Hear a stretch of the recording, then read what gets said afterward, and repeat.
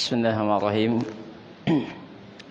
Assalamualaikum warahmatullahi wabarakatuh.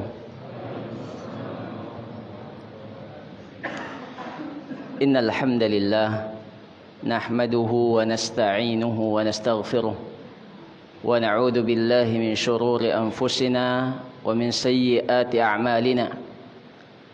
Man yahdihillahu fala mudilla lahu wa man yudlil fala hadiya lahu. أشهد أن لا إله إلا الله وحده لا شريك له وأشهد أن محمدا عبده ورسوله صلى الله عليه وعلى آله وأصحابه ومن سار على نهجه إلى يوم الدين. اللهم إنا نسألك علما نافعا ونعوذ بك من علم لا ينفع. اللهم علمنا ما ينفعنا وانفعنا بما علمتنا وزدنا علما وأصلح لنا شأننا كله ولا تكلنا إلى أنفسنا طرفة عين. أما بعد, ikhwani akhwati fillah, para jamaah yang semoga kita semua senantiasa dirahmati Allah Subhanahu wa taala. Mari kembali kita memperbaharui kesyukuran kita kepada Allah Subhanahu wa taala dengan kembali kita menyadari bahwa Allah masih mencurahkan nikmatnya kepada kita. Nikmat yang Allah karuniakan kepada kita sangat banyak yang tidak mampu kita hitung jumlahnya. Allah Subhanahu wa taala berfirman, "Wa in ta'uddu ni'matallahi la tuhsuha." Seandainya kalian berusaha untuk menghitung-hitung nikmat Allah, niscaya kalian tidak akan mampu untuk menghitungnya. Nikmat yang Allah berikan kepada kita di hari ini tidak mampu kita hitung jumlahnya. Apalagi kalau mau dibandingkan dengan materi, tidak bisa kita bandingkan. Ini yang seringkali kita lalaikan, sehingga kita merasa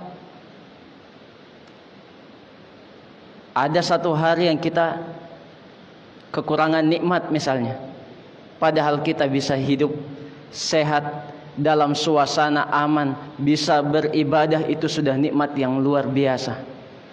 Nikmat salat berjamaah kita ini adalah nikmat yang sangat besar nilainya di sisi Allah Subhanahu wa taala, yang banyak dari manusia tidak merasakan nikmat ini.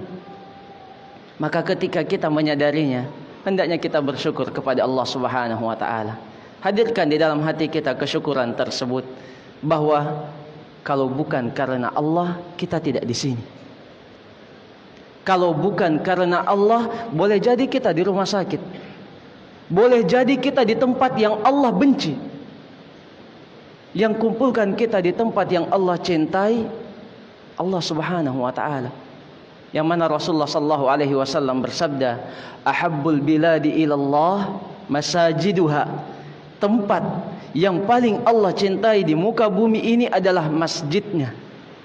Allah yang pertemukan kita di masjidnya, di tempat yang Allah ridai, untuk kita berkumpul mengkaji syariat Allah Subhanahu wa taala, untuk kita jadikan sebagai landasan dalam beragama.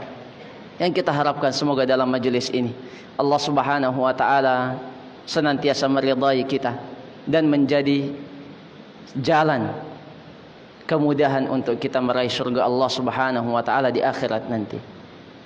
Salawat dan salam semoga senantiasa tercurahkan untuk panutan kita Rasulullah sallallahu alaihi wasallam, serta seluruh keluarga, sahabat beliau, dan juga seluruh pengikut setia beliau hingga hari kiamat nanti. Para jamaah yang semoga dirahmati Allah Subhanahu wa taala, pada kesempatan yang mulia ini kita akan bahas satu tema yang sangat agung. Tadi disebutkan bahwa dahsyatnya majelis ilmu, yang mana sesungguhnya ilmu itu memiliki keutamaan yang sangat besar, yang semakin kita renungkan kita akan merasakan betapa agungnya ilmu ini, yang mana semua hal yang berkaitan dengan ilmu maka itu akan turut dimuliakan. Ilmu ini sudah mulia. Ketika di satu tempat diadakan majelis ilmu, maka majelisnya akan menjadi majelis yang mulia. Ketika seseorang menuntut ilmu, maka orangnya menjadi orang yang mulia. Sampai kepada apabila seseorang menjadi ahli ilmu, maka ia akan menjadi orang yang sangat dimuliakan di sisi Allah Subhanahu wa taala sebelum di sisi manusia.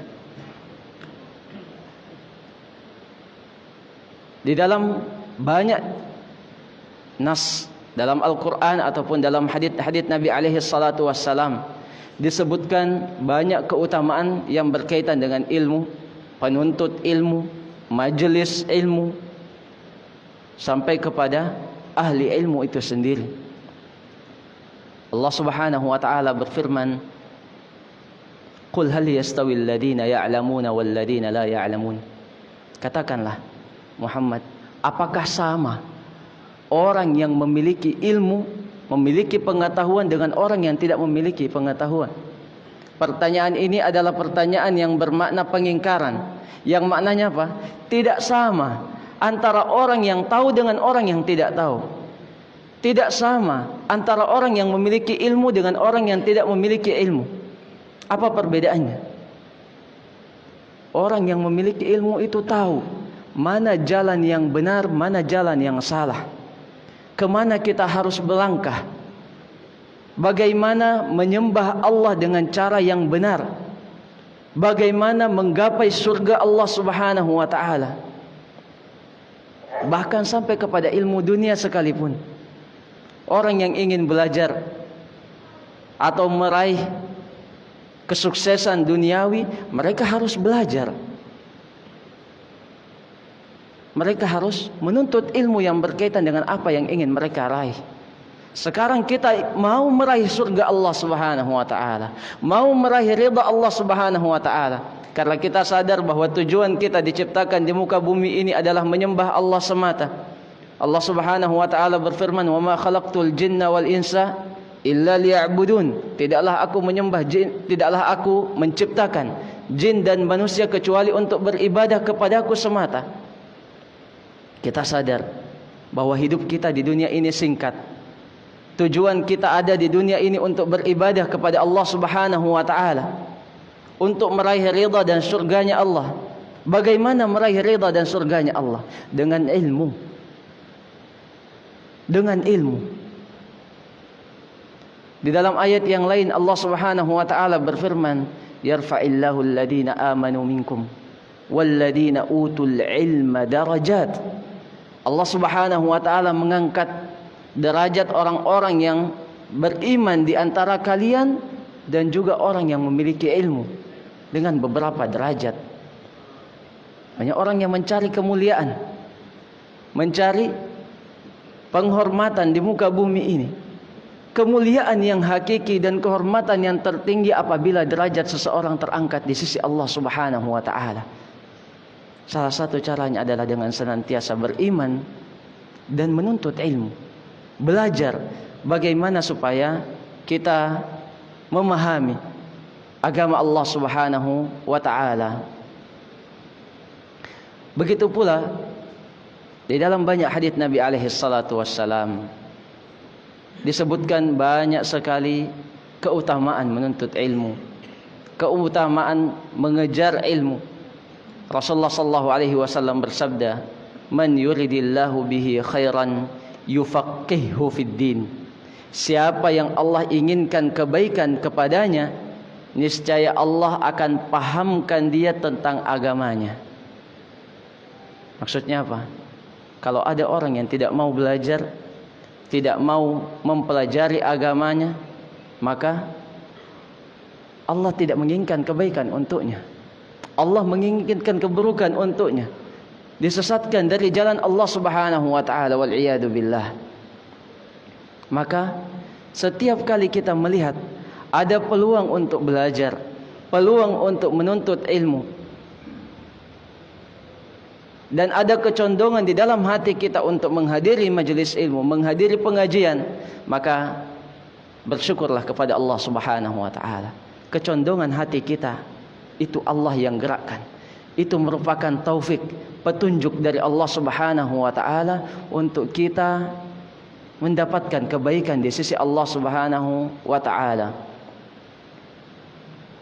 Di dalam hadis yang lain, Nabi alaihi salatu wassalam bersabda, "Man salaka tariqan yaltamisu fihi ilman, sahhalallahu lahu bihi tariqan ilal jannah." Siapa yang menempuh satu jalan yang di dalamnya dia mencari ilmu, niscaya Allah akan mudahkan baginya jalan menuju surga. Sekali lagi, tidak satu pun dari kita kecuali pasti mau masuk surga. Tidak satu pun dari kita kecuali cita-citanya adalah meraih surganya Allah Subhanahu wa taala. Bagaimana jalan yang mudah? Bagaimana supaya Allah memudahkan kita untuk meraih surga Allah Subhanahu wa taala? Cari ilmu. Para ulama katakan dalam penjelasan hadis yang mulia ini, kata yaltamisu fihi ilman, al-iltimas maknanya adalah harakatul a'ma idza bahatha an syai'. Al-iltimas maknanya adalah gerakan orang yang tidak melihat ketika mencari sesuatu. Kalau ada orang yang buta, tidak melihat, mencari sesuatu, bagaimana gerakannya? Dia meraba-raba. Sekedar meraba saja dalam mencari ilmu itu sudah disebut salaka tariqan. Sudah disebut dia sedang menempuh satu jalan untuk mencari ilmu. Sekecil apapun usaha seseorang dalam mencari ilmu, maka itu dinilai sebagai kebaikan di sisi Allah yang balasannya apa? Sahhalallahu lahu bihi tariqan ilal jannah. Allah akan mudahkan baginya jalan menuju surga. Karena apa yang ia lakukan tersebut. Kalau di zaman kita ini, Allah mudahkan untuk kita menuntut ilmu dengan kemudahan yang luar biasa. Seseorang bisa menuntut ilmu hanya dengan menggerakkan jarinya. Seseorang bisa menuntut ilmu hanya dengan mendengarkan, memutar media sosialnya. Sangat mudah. Yang tidak terbayangkan oleh para penuntut ilmu di masa yang lalu.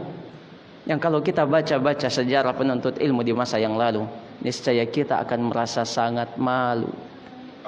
Sangat malu dengan keterbatasan nikmat yang ada di zaman mereka dalam menuntut ilmu. Mereka berusaha untuk meraih ilmu tersebut dengan susah payah, mengorbankan harta, dirinya, jiwanya untuk mendapatkan ilmu. Ini yang perlu kita renungkan agar kita tidak bermalas-malasan ketika melihat bahwa di satu tempat ada pengajian misalnya, apalagi kalau di masjid kompleks kita ada pengajian misalnya. Ingat bahwa di situ ada peluang besar mendapatkan ilmu untuk kita dapatkan ridha Allah di dalamnya. Untuk kita dapatkan kemudahan dari Allah untuk menuju surga Allah Subhanahu wa taala. Ini di antara keutamaan dari ilmu tersebut, bahwa apabila seseorang belajar mempelajari agamanya, niscaya ia akan mengetahui bagaimana cara meraih ridha dan surga Allah Subhanahu wa taala. Begitu juga dengan yang berkaitan dengan majelis ilmu. Ini yang kemudian akan membedakan orang yang belajar secara langsung dalam halaqah ilmu, dalam majelis ilmu, dalam pengajian secara langsung, dengan orang yang mungkin mengikuti atau hanya sekedar membaca dari jauh dan seterusnya. Yang mana di antara hadits Nabi alaihi salatu wassalam yang menyebutkan hal tersebut adalah sabda beliau sallallahu alaihi wasallam, "Wa majtama'a qaumun fi baitin min buyutillahi ta'ala yatluna kitaballahi wa yatadarasunahu bainahum illa nazalat alaihimus sakinah wa ghashiyatuhumur rahmah wa haffathumul malaikah wa dzakarahumullahu fiman indah. Rasulullah sallallahu alaihi wasallam menyebutkan, tidaklah satu kaum berkumpul di salah satu rumah dari rumah-rumah Allah Subhanahu wa taala untuk mempelajari, untuk membaca kitabullah, membaca ayat-ayat Allah dan mempelajarinya, kecuali ia akan mendapatkan setidaknya 4 keutamaan. Keutamaan yang sangat besar, keutamaan yang semestinya berusaha untuk kita raih semampu kita. Apa keutamaan tersebut? Yang pertama disebutkan, nazalat alaihimus sakinah. Orang yang berkumpul di rumah Allah Subhanahu wa taala untuk menuntut ilmu, akan diturunkan kepadanya ketenangan. Siapa yang tidak mau mendapatkan ketenangan? Bahkan orang yang bermaksiat sekalipun, kalau ditanya kenapa bermaksiat, mencari ketenangan, mencari kebahagiaan. Ada orang yang sampai keliling dunia untuk apa? Mencari ketenangan. Padahal ternyata ketenangan yang hakiki tidak jauh dari rumahnya. Ketenangan yang hakiki ada di masjid di samping rumahnya, di masjid di dalam kompleksnya, ada di majelis ilmu. Di situ ada ketenangan. Ketenangan yang dijamin oleh Allah Subhanahu wa taala. Nazalat alaihimus sakinah. Allah yang turunkan ketenangan tersebut. Yang kedua, wa ghasyiyatuhumur rahmah. Ia akan diliputi oleh rahmat Allah Subhanahu wa taala.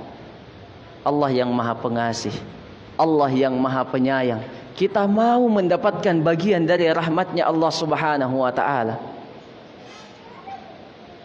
Rahmat Allah ada di majelis ilmu, ada di pengajian. Hadir ke pengajian dan rasakan rahmat yang Allah Subhanahu wa taala turunkan kepada semua orang yang menghadiri majelis tersebut. Selanjutnya, keutamaan yang ketiga yang disebutkan dalam hadis yang mulia ini, wa haffathumul malaikah. Ia akan dikelilingi oleh para malaikat, makhluk yang mulia di sisi Allah Subhanahu wa taala. Siapa yang tidak mau duduk bersama malaikat? Jangan sampai ada di antara kita yang lebih senang duduk sama setan daripada sama malaikat. Bagaimana duduk sama malaikat? Hadir ke majelis ilmu.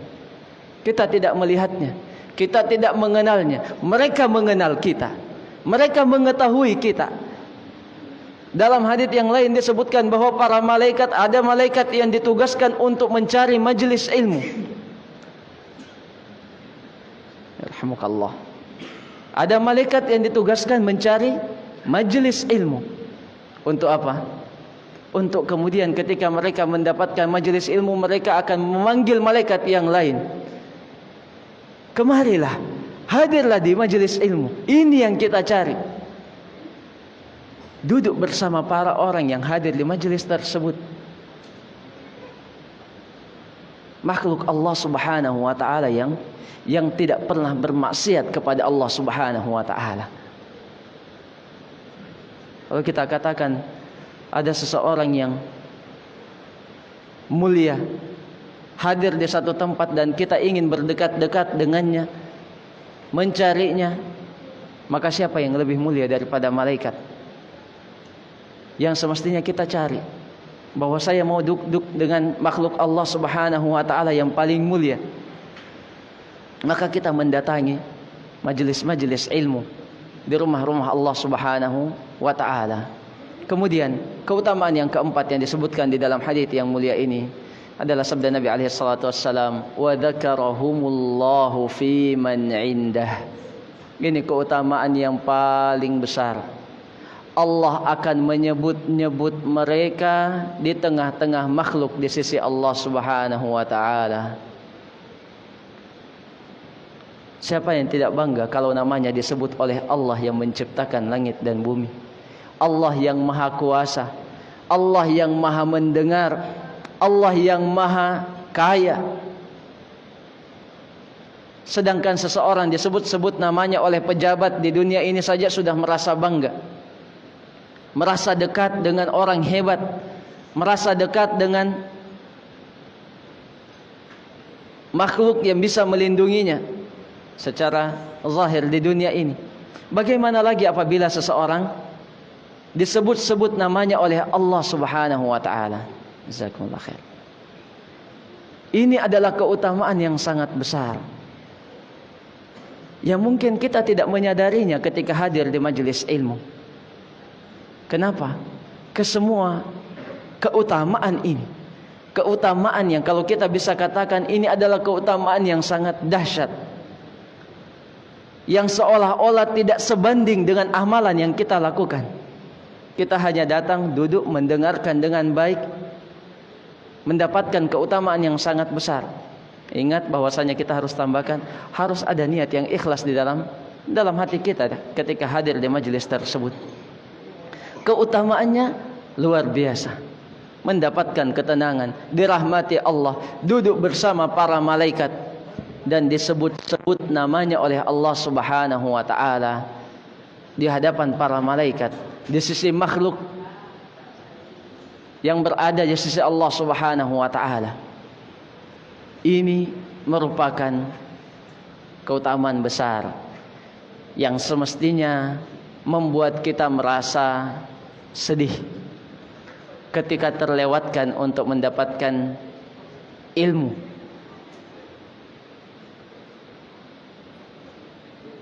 Jangankan 1 bulan, 1 pekan, mungkin 1 hari sekalipun, kalau kita tidak berusaha untuk menambah ilmu meskipun sedikit, mengulang ilmu, mendengarkan sesuatu yang berkaitan dengan ilmu, semestinya kita merasa sedih karena melewatkan amalan yang sangat besar keutamaannya di sisi Allah Subhanahu wa taala.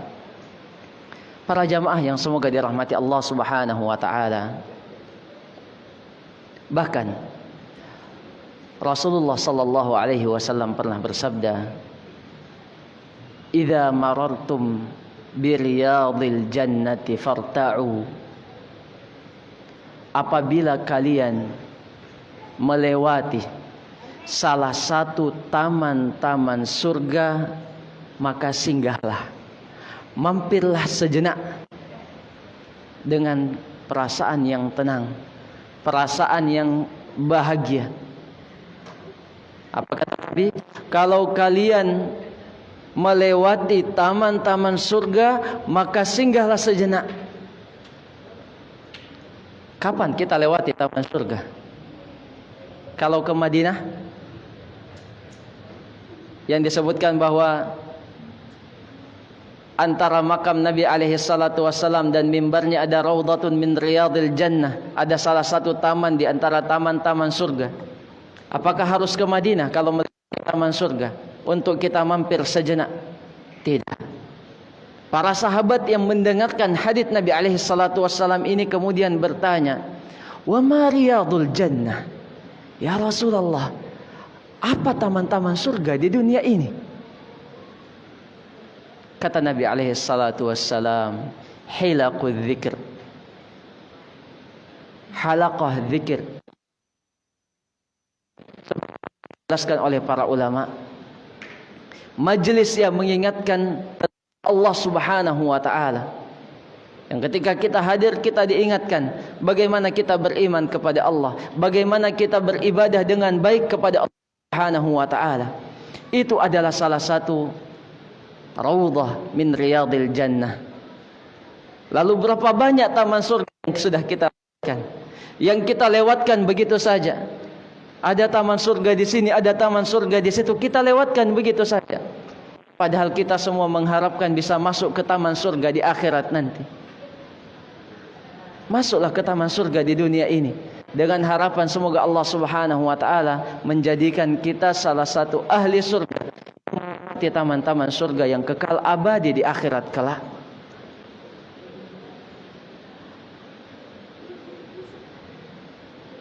Disebutkan oleh tabi'in yang mulia Atha bin Abi Rabah rahimahullahu taala bahwasanya majalisul dzikr, majalisul halal wal haram, bahwa majelis-majelis zikir yang dimaksudkan dalam banyak hadis Nabi alaihi salatu wassalam, termasuk di dalamnya majalisul al halal wal haram, majelis-majelis yang membahas tentang ilmu, yang mana perkara yang Allah halalkan, yang mana perkara yang Allah haramkan.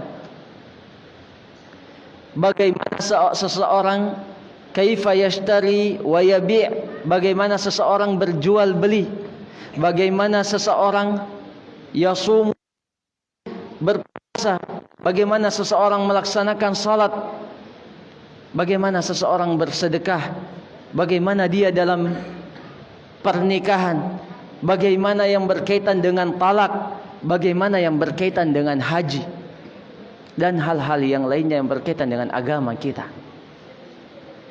Hal tersebut bisa kita ketahui di mana? Di majalisul dzikr, di majalisul ilm. Yang semakin kita selami, semakin kita dalami, niscaya kita akan merasakan betapa luasnya ilmu ini. Sampai-sampai Al-Imam Ahmad bin Hanbal rahimahullahu taala mengatakan bahwasanya kebutuhan seseorang terhadap ilmu itu melebihi kebutuhannya terhadap makan minum. Kenapa? Orang makan dan minum dalam sehari paling banyak 3 kali. Tidak bisa seseorang makan minum terus-terusan, atau itu sudah mencukupi kebutuhannya. Akan tetapi kebutuhan seseorang terhadap ilmu itu sepanjang waktunya. Apapun yang mau dia lakukan, ada ilmu di situ. Nabi SAW tidak meninggalkan suatu kebaikan sekecil apapun itu kecuali beliau telah ajarkan, dan tidak meninggalkan satu keburukan sekecil apapun itu kecuali beliau sudah ingatkan umatnya agar menjauhi keburukan tersebut. Karena Nabi SAW sangat sayang kepada umatnya, sangat cinta kepada umatnya. Rasulullah SAW sangat mengharapkan keselamatan untuk umatnya. Maka Rasulullah SAW meninggalkan umatnya dalam keadaan terang benderang. Semua perkara yang berkaitan dengan kehidupan seseorang itu jelas dijelaskan di dalam agama kita. Cuma kita tidak tahu. Kenapa? Kita belum menuntut ilmu, belum mempelajarinya, atau sudah dipelajari akan tetapi kemudian tidak pernah diulang-ulang, maka hilang, dilupakan begitu saja. Padahal mau masuk pasar sekali, mulai dari zikir masuk pasar, bagaimana seseorang berjual beli, bagaimana seseorang meraih ridha Allah dalam jual beli, apa saja yang dilarang dalam jual beli, bagaimana lagi dalam pernikahan, hukum-hukum yang berkaitan dengan nikah, hukum-hukum yang berkaitan dengan talak, sampai kepada yang kita lakukan setiap hari, salat 5 waktu, sedekah, zakat, dan seterusnya. Ini yang semestinya senantiasa mendorong kita untuk kita berusaha untuk mendapatkan tambahan ilmu, yang mana sebutkan oleh para ulama bahwasanya Allah Subhanahu wa taala tidaklah memerintahkan kepada Rasulullah sallallahu alaihi wasallam untuk berdoa meminta tambahan sesuatu kecuali meminta tambahan ilmu. Allah Subhanahu wa taala berfirman, "Wa qul," katakan wahai Muhammad, "Rabbi zidni ilma." Ya Allah, ya Rabbku, tambahkanlah ilmu kepadaku. Sekarang pernahkah kita berdoa dengan sepenuh hati untuk kita dapatkan tambahan ilmu? Atau kita masih menganggap bahwa yang dikatakan penuntut ilmu dalam tanda kutip adalah anak-anak yang belajar, masuk madrasah, SD, sanawiyah, aliyah, lanjut S1, S2, S3. Setelah selesai doktor misalnya, profesor, setelah itu tidak menuntut ilmu lagi. Kenapa? Sudah sampai di puncak ilmu. Tidak ada puncaknya ilmu. Tidak ada batasan umur dalam menuntut ilmu.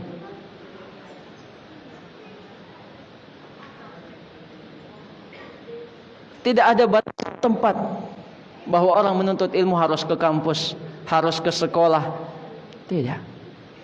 Bahkan sebagaimana kita sebutkan tadi, Allah sudah memudahkan kepada kita banyak jalan untuk menuntut ilmu. Untuk kemudian kita renungkan apa saja kewajiban kita yang berkaitan dengan ilmu tersebut.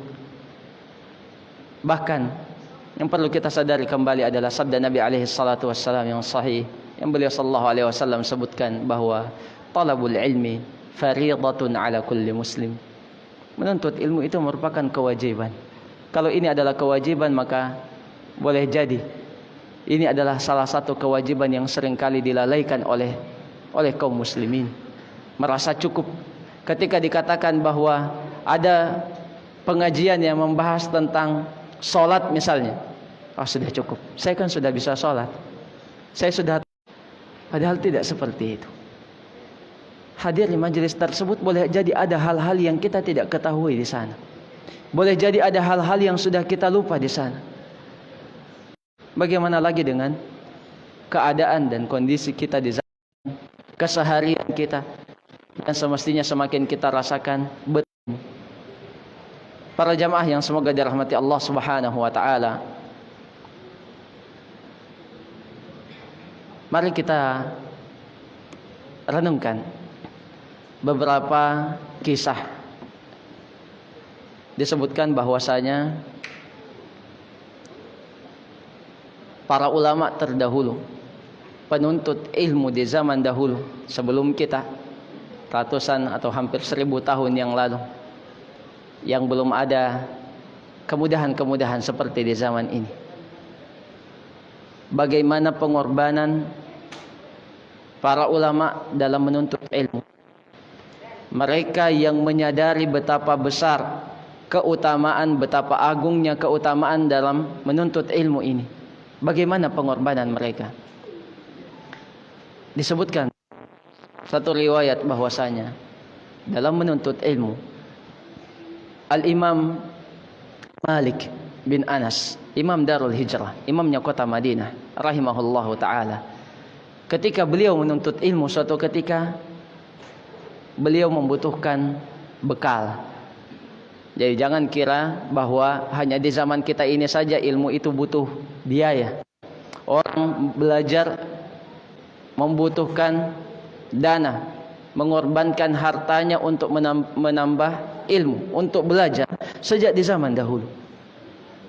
Apa yang dilakukan Imam Malik bin Anas rahimahullahu ta'ala ketika kehabisan bekal, biaya untuk menuntut ilmu, karena mereka mau melakukan perjalanan jauh untuk mencari ilmu, di mana ada guru yang ia dengarkan, maka ia akan menempuh jalan ratusan bahkan ribuan kilometer untuk duduk di majelis guru tersebut untuk mendapatkan 1-2 hadits Nabi alaihi salatu wassalam. Ketika bekalnya habis, diriwayatkan bahwasanya Imam Malik bin Anas rahimahullahu ta'ala manjat ke atas rumahnya untuk kemudian mencopot atap rumahnya.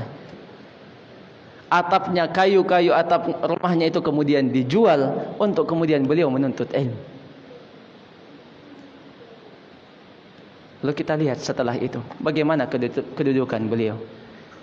Beliau sampai disebut Imam Darul Hijrah, imamnya kota Madinah di zamannya, menjadi rujukan. Ilmunya dipelajari sampai saat ini, senantiasa didoakan oleh manusia di zaman ini.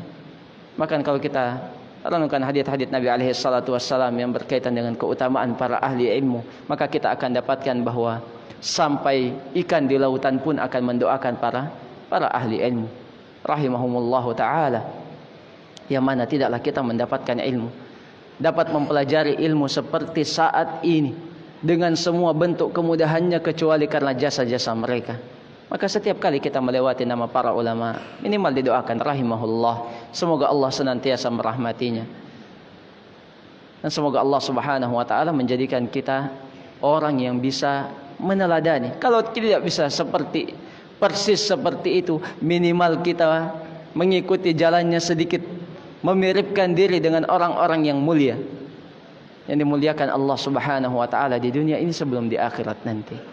Para jamaah yang semoga kita semua senantiasa dirahmati Allah Subhanahu wa taala.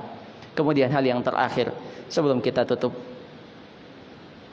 mari kita renungkan hadits Nabi alaihi salatu wassalam yang mengatakan bahwasanya idza matal insan inqata'a anhu 'amaluhu illa min thalath. Apabila seorang manusia meninggal, dan kita semua pasti akan mati. Tidak satu pun dari kita yang menjamin dirinya bisa hidup sampai besok pagi, bahkan sampai sebentar malam. Kita semua pasti akan mati. Kata Nabi sallallahu alaihi wasallam, apabila seorang anak cucu Adam itu mati, maka akan terputus amalannya. Tidak bisa lagi dia beramal sendiri. Jangankan untuk rukuk sujud, mengucapkan satu kali tasbih Allah saja tidak bisa lagi.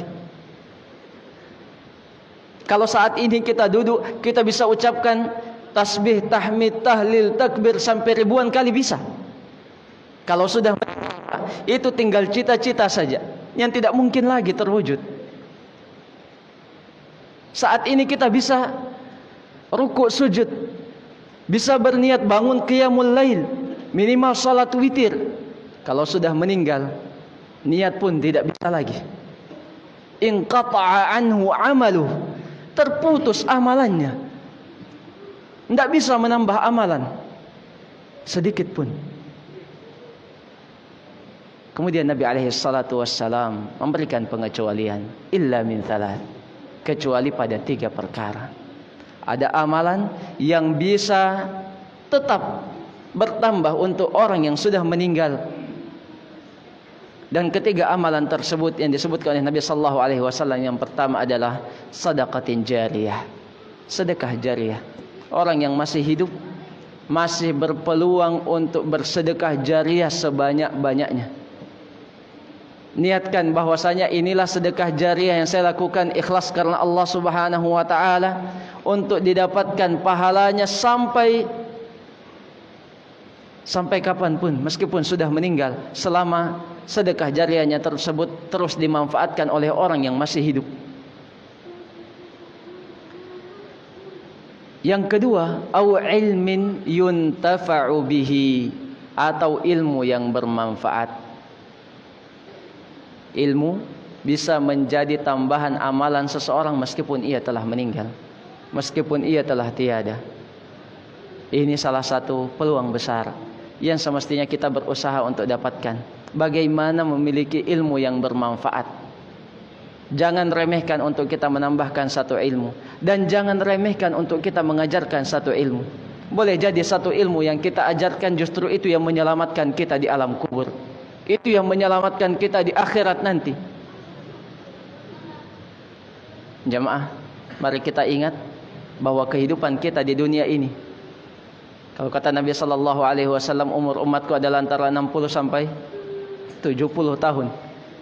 Sedikit yang lewat dari itu. Umur seseorang di alam kubur jauh lebih panjang daripada umurnya di dunia ini. Seseorang di alam kubur menunggu waktu dibangkitkan, itu umurnya jauh lebih panjang daripada umurnya di dunia ini. Ada orang yang sudah meninggal ribuan tahun yang lalu, masih berada di alam barzakh sampai saat ini menunggu kiamat. Dalam keadaan seperti itu, kita akan sangat butuh tambahan pahala. Dan selain sedekah jariyah, ilmu yang bermanfaat yang disebutkan tadi, hal yang ketiga adalah awwaladin salihin yad'ulah, atau anak yang saleh yang senantiasa mendoakannya. Kita bisa menjadikan anak-anak kita anak yang saleh untuk kita arahkan bahkan berikan ilmu yang bermanfaat kepadanya. Maka dari itu banyak para ulama yang berpesan bahwasanya ketika anak-anak kalian yang masih kecil, pastikan bahwa setiap orang tua mengajarkan anaknya surat Al-Fatihah. Sekarang kalau kita saat ini semua kita hafal surat Al-Fatihah, hafal surat-surat pendek, siapa yang membuat kita hafal? Tidak ada orang yang hafal begitu saja. Ada yang arahkan, ada yang ajarkan, bahkan ada yang talqin. Satu persatu ayat diulang-ulangi sampai hafal. Maka perhatikan, orang yang mengajarkan kita surat yang mulia tersebut, kemudian kita baca berulang kali, tetap mendapatkan pahalanya meskipun mereka sudah tiada. Begitu kita mengajarkan ilmu kepada anak-anak kita, kepada orang lain, selama ia mengamalkan ilmu tersebut, maka pahalanya terus mengalir meskipun kita sudah tiada. Bahkan kalau dia atau anak tersebut mengajarkan lagi ilmunya yang sudah kita ajarkan, maka akan semakin panjanglah umur pahala orang yang pertama kali mengajarkan tersebut. Inilah keutamaan ilmu yang sangat besar dari sekian keutamaan yang lain yang tidak bisa kita sebutkan keseluruhannya pada satu majelis, ya. Yang kita semua harapkan dan banyak berdoa kepada Allah Subhanahu wa taala. Semoga Allah Subhanahu wa taala mengaruniakan kepada kita semua ilmu yang bermanfaat. Nabi alaihi salatu wasallam banyak mengajarkan doa untuk kita minta ilmu yang bermanfaat. Bahkan dalam salah satu hadis Nabi alaihi salatu wasallam disebutkan bahwa Rasulullah sallallahu alaihi wasallam setiap pagi setelah salat subuh, inni as'aluka ilman nafi'an wa rizqan tayyiban wa amalan mutaqabbala. Ya Allah, aku mohon kepadamu ilmu yang bermanfaat, rezeki yang baik, dan amal yang diterima. 3 perkara yang kata para ulama, tidaklah seseorang keluar dari rumahnya, bangun di pagi hari, kecuali karena 3 perkara ini. Ada yang mencari ilmu yang bermanfaat, ada yang mencari rezeki yang baik, ada yang beramal. Bagaimana supaya beramal untuk diterima Allah Subhanahu wa taala? Akan tetapi kenapa di dalam doa Nabi alaihi salatu wasallam didahulukan ilmu yang bermanfaat? Kenapa Nabi sallallahu alaihi wasallam tidak minta rezeki yang pertama?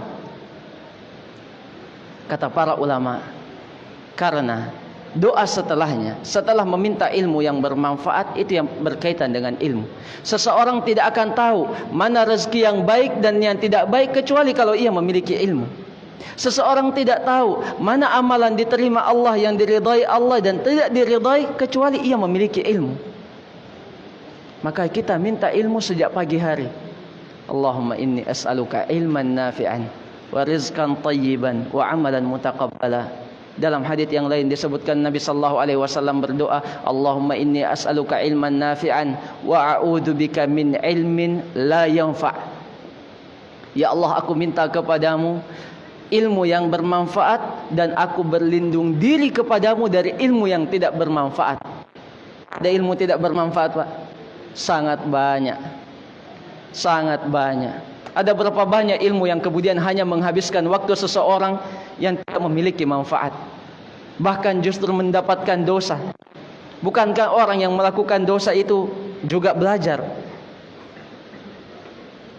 bagaimana mengambil harta orang lain tanpa diketahui orang tersebut?